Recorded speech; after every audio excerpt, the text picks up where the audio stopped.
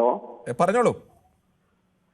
980 ചിറ്റൂരിന്ന്, ആന്ധ്ര ചിറ്റൂരിന്ന് ഞാൻ ഒരു ലോഡ് എള്ളുമായിട്ട് എരുമേലിലേക്ക് വന്നിരുന്നു.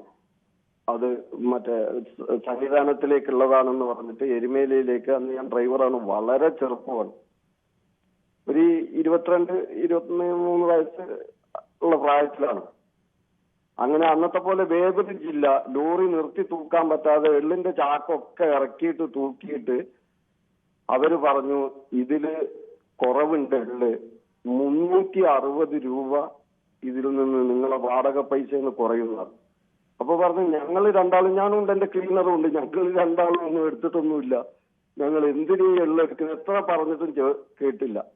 അപ്പൊ അവിടുന്ന് ഒരു വിദ്വാൻ മെല്ലെ എന്നെ മാറ്റി വിളിച്ചിട്ട് പറഞ്ഞു, ആ സാറിന് ഒരു 200 റുപ്യ കൊടുക്കുകയാണെന്നുണ്ടെങ്കിൽ നിങ്ങൾക്ക് 160 റുപ്യോളം ലാഭം കിട്ടും, അല്ലാതെ ഇപ്പൊ നിങ്ങൾക്ക് ഇത് വാടകയിൽ കുറയുന്നു. അങ്ങനെ ഞാൻ ആ ബില്ല് വാങ്ങിയിട്ട് പറഞ്ഞു എന്തെങ്കിലും ചെയ്യാ എന്ന് പറഞ്ഞ് വാടക വാങ്ങാൻ വേണ്ടിയിട്ട് ഓഫീസിൽ പോയപ്പോ, അങ്ങനെ വന്നപ്പോ അവിടെ ഒരു ആൾ ഇരിക്കുന്നുണ്ട്. അയാൾ എന്നോട് പറഞ്ഞു ഇരിക്കും എന്ന് പറഞ്ഞു. ചെറുപ്പക്കാരനാണ് ഞാൻ. ഇരിക്കുന്നു പറഞ്ഞപ്പോ ഞാൻ പറഞ്ഞു, വേണ്ട സാർ ഞാൻ നിന്നോളാം. അതെന്താ, നിങ്ങൾക്ക് ഇരിക്കുന്നതിന് വല്ല കുഴപ്പമുണ്ടോ, അവിടെ ഇരിക്കുമെന്ന് പറഞ്ഞു. നിങ്ങൾ അവിടെ ഇരിക്കുന്നു പറഞ്ഞു. നിങ്ങൾ തന്നെ എന്നെയും വിളിച്ചത്. ഞാൻ അവിടെ ഇരുന്നു, ഒരു ചുക്ക് കാപ്പി തന്നു. അപ്പൊ എന്താന്ന് ചോദിച്ചു. അപ്പൊ പറഞ്ഞു, സാർ ഇങ്ങനെ ഒരു പ്രശ്നമുണ്ട്, ഞങ്ങളൊന്നും ചെയ്തിട്ടില്ല, ഞാനും എന്റെ ക്ലീനറേ ഉള്ളൂ, ഒന്നും ചെയ്തിട്ടില്ല. ഇത് വാടക കുറഞ്ഞാലും മുതലാളിമാരെടുത്ത് എത്തുമ്പോ തിരൂരാണ് ഇത്, എന്തെങ്കിലും ഞങ്ങളുടെ ഈ പൈസയൊന്നും കുറഞ്ഞു പോകില്ല, ഞങ്ങൾക്ക് കിട്ടുന്ന പൈസയിൽ. അങ്ങനെ അത് തൂക്കി ആളെ വിളിച്ചിട്ട് ഇയാൾ പറഞ്ഞു, എന്താ ഇതെന്ന് ചോദിച്ചു. അപ്പൊ പറഞ്ഞു, സാറേ ഇത് ഇത്ര കുറവുണ്ടെന്ന് പറഞ്ഞു. എടോ അത് എള്ളാണ്, എള്ളൊക്കെ കുറെ ദൂരത്തുനിന്ന് ആന്ധ്ര ചിറ്റൂരിൽ നിന്നാണ് വരുന്നത്, ന്യൂട്രീൻ കമ്പനീന്റെ അടുത്തുനിന്ന്. ന്യൂട്രീൻ എന്ന് പറയുന്ന മുട്ടായി ഉണ്ടാക്കുന്ന ആ കമ്പനീന്റെ അടുത്തുനിന്ന്. അത് കുറഞ്ഞു പോകും, എന്തിനാ നിങ്ങൾ ആ പാവത്തിന്. അദ്ദേഹം അതിൽ എന്തോ എഴുതി ചേർത്ത്, അത് ഇംഗ്ലീഷിലാണ് എഴുതി ചേർത്തത്. അങ്ങനെ എന്നോട് ഒപ്പിടാൻ പറഞ്ഞു. ഞാൻ ഒപ്പിട്ട് എനിക്ക് ആ പൈസയും തന്നു. പൈസയും തന്നിട്ട് പറഞ്ഞു, എന്തെങ്കിലും വിഷമം ഉണ്ടാക്കിയിട്ടുണ്ടെങ്കിൽ ക്ഷമിക്കണം കേട്ടോ എന്ന് പറഞ്ഞു. അപ്പൊ ഞാൻ വെറുതെ അങ്ങനെ അങ്ങോട്ട് പറഞ്ഞു, സ്വാമിയെ ശരണം അയ്യപ്പാന്ന്. അപ്പൊ അദ്ദേഹം എണീറ്റ് നിന്നുകൊണ്ട് കൈ തന്നിട്ട് ശരണം അയ്യപ്പാന്ന് അദ്ദേഹം പറഞ്ഞു. ആ ഒരു ഇത് ഇപ്പോഴും എന്റെ മനസ്സിൽ കിടന്ന് കളിക്കുന്നുണ്ട്.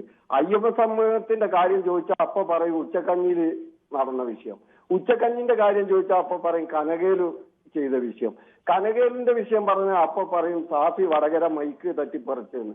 ഇത് കുറുവ സംഘത്തിന് പോലും നാണിപ്പിക്കുന്ന ഇത് ഈ അയ്യപ്പ ഭക്തന്മാർക്ക്. ഞാനൊരു മുസ്ലിം മതവിശ്വാസിയാണ്, ഞാൻ ഇവരെയൊക്കെ മാനിക്കുന്നവരും പിന്നെ ആദരിക്കുന്ന ഒരാളാണ്. എനിക്ക് പോലും വിഷമങ്ങളുണ്ട്. അപ്പൊ ഈ യഥാർത്ഥ ഹിന്ദുക്കളായിട്ടുള്ള ഭക്തർക്ക് എത്രത്തോളം വിഷമം ഇത് വരും.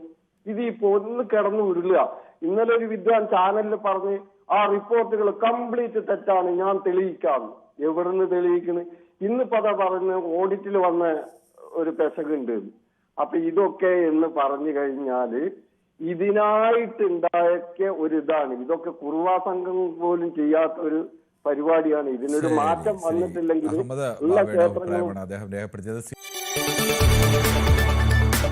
കൂടുതൽ വാർത്തകൾക്ക് News 18 Keralam YouTube channel subscribe ചെയ്യുക.